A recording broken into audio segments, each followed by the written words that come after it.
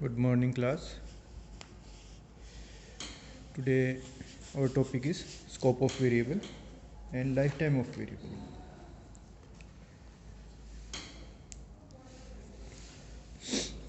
तो अगर स्कोप की बात करें, अगर हम किसी भी लैंग्वेज में वेरिएबल डिक्लेयर करते हैं नॉर्मली, तो scope is a binding an entity values जैसे like डबल इंटीजर कैरेक्टर और object anything, binding these entities to the name of variable, where that name or variable is valid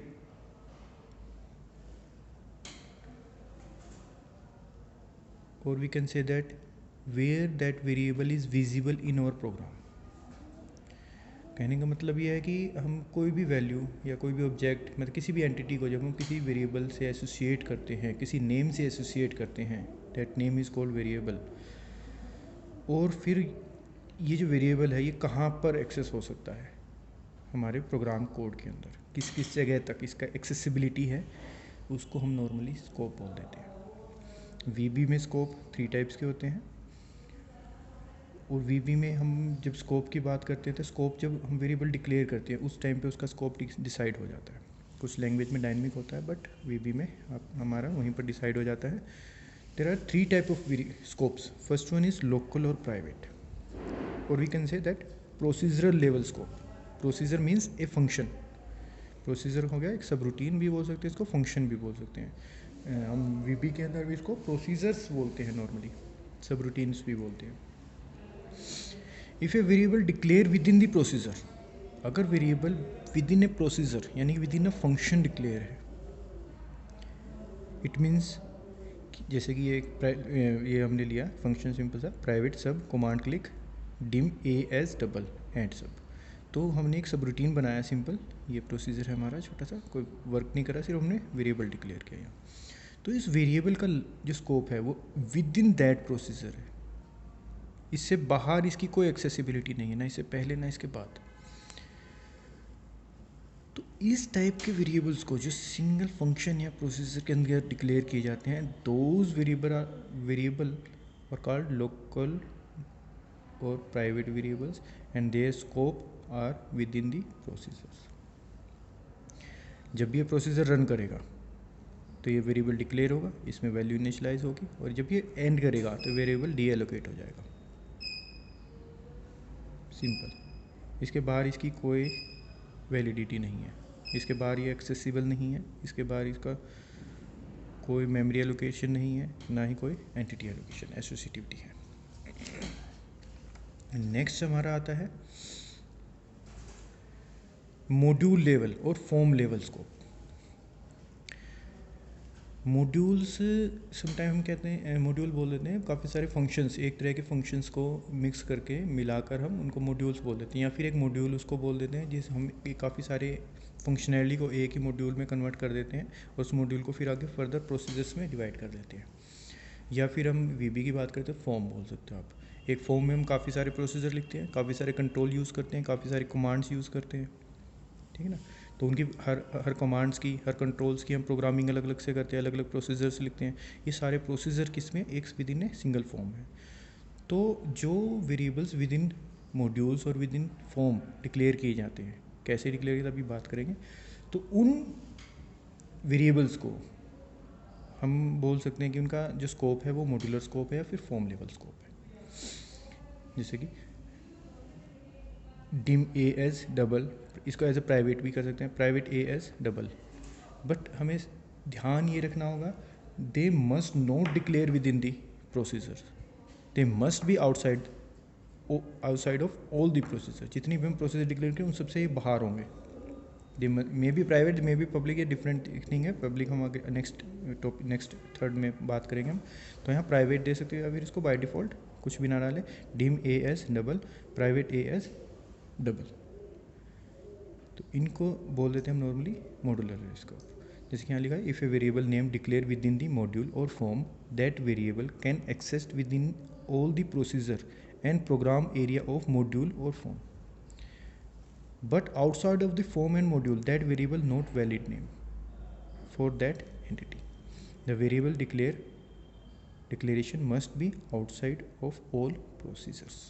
ठीक है, ये मैंने बात बोली. नेक्स्ट आता है थर्ड लेवल का स्कोप हमारा आता है पब्लिक लेवल स्कोप, यानी कि project level scope, application level scope भी बोल देते हैं इसको कई बार. In this level of scope the entity entire application program code can access the variable. पूरी एप्लीकेशन जिसमें काफ़ी सारे फॉर्म्स हो सकते हैं, काफ़ी सारे मॉड्यूल्स हो सकते हैं, बहुत सारे प्रोसीजर्स हो सकते हैं, उन सभी में वो वैलिड होगा. इनको ग्लोबल वेरिएबल भी बोल देते हैं, समटाइम पब्लिक वेरिएबल भी बोल देते हैं. This variable also known as public और ग्लोबल वेरिएबल्स. इनको डिक्लेयर कैसे करते हैं? इनको डिक्लेयर करते हैं हम पब्लिक वर्ड कीवर्ड से.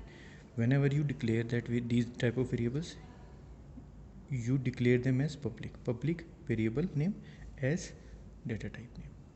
इस तरह से अगर हम पब्लिकली हम किसी वेरिएबल को डिक्लेयर करते हैं तो वो क्या हो जाता है, एप्लीकेशन लेवल स्कोप के बजाते हैं. उनको कहीं पर भी आप अपनी एप्लीकेशन में एक्सेस कर सकते हो. इसी के साथ स्कोप के साथ एक लाइफ टाइम कीवर्ड जुड़ जाता है. एक्चुअली में लाइफ टाइम और स्कोप हमारे कीवर्ड एक दूसरे के मिलते जुलते हैं, मतलब कि दोनों एक दूसरे को ही स्पेसिफाई करते हो, इससे अलग नहीं करते. तो नॉर्मली स्कोप और लाइफ टाइम कई जगह एक ही टॉपिक में कवर कर देते, कई बार अलग अलग टॉपिक्स लिख देते हैं, बात एक ही है. तो लाइफ टाइम क्या कहते हैं? लाइफ टाइम होता है कि एक वेरिएबल मेमोरी में कितनी देर तक एग्जिस्ट करता है. मतलब उसको हम बात करें तो उसको जो मेमोरी एलोकेटेड है कब तक एलोकेटेड है. तो जैसे कि हमने स्कोप की बात की, लोकल स्कोप, मॉड्यूलर स्कोप और पब्लिक वेरिएबल स्कोप. ठीक है, तो जब हम लाइफ टाइम की बात करते हैं, लोकल वेरिएबल का लाइफ टाइम क्या है? लोकल वेरिएबल का लाइफ टाइम होता है विद इन द प्रोसेसर. यानी those variable declare as local scope can retain the value within the scope of processor. यानी कि उसी प्रोसेसर के अंदर वो वैल्यू को रिटेन करेंगे. Whenever the processor ends, जब भी प्रोसेसर एंड होगा तो क्या होगा, these variable are deallocated, their memory are deallocated and return to the system. जो मेमोरी है सिस्टम पर रिटर्न कर जाएगी. और जब भी फर्दर हम इस प्रोसीजर को कॉल करेंगे तो न्यू वेरिएबल्स क्रिएट होंगे और उनको न्यू ही वैल्यू असाइन की जाएगी, इनिशियलाइज होंगे अगेन. ठीक है, तो उसका जो लाइफ टाइम होगा लोकल वेरिएबल का विद इन द प्रोसीजर हम बोल सकते हैं. अब मॉड्यूलर वेरिएबल्स या फॉर्म लेवल वेरिएबल, जैसे स्कोप की हमने बात करी थी, ये वेरिएबल तब तक मेमोरी में एग्जिस्ट करते हैं जब तक मॉड्यूल रन करता है.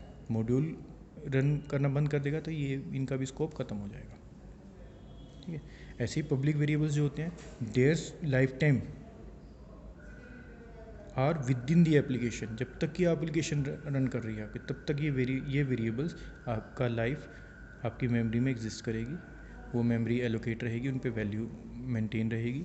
और जब आप एप्लीकेशन को एग्जिट करेंगे then these variable are deallocated. तो इस तरह से 3 लाइफ टाइम्स होती हैं हमारे पास, लोकल और प्राइवेट, मॉड्यूलर और एप्लीकेशन लेवल या पब्लिक वेरिएबल लेवल टाइप. इस तरह से हम उनको लाइफ टाइम को स्कोप की बिहाव पे हम इनको कैटेगराइज कर सकते हैं. ओके, तो आज के हमारा टॉपिक रहे scope of the variable and life time of the variable. Scope हमें बताता है कि वो वेरिएबल्स कहाँ कहाँ एक्सेसिबल हैं प्रोग्राम कोड की अगर हम बात करें. लाइफ टाइम ऑफ वेरिएबल बताता है कि कब तक उनकी मेमोरी एलोकेट रहेगी, कब तक वो रैम के अंदर एग्जिस्ट करेंगे और उनमें वो वैल्यूज़ को रिटेन रखेंगे. जब उनका लाइफ टाइम ख़त्म हो जाती है वो डी एलोकेट हो जाता है और मेमोरी उनमें से एग्जिट कर जाती है. Okay, thank you students.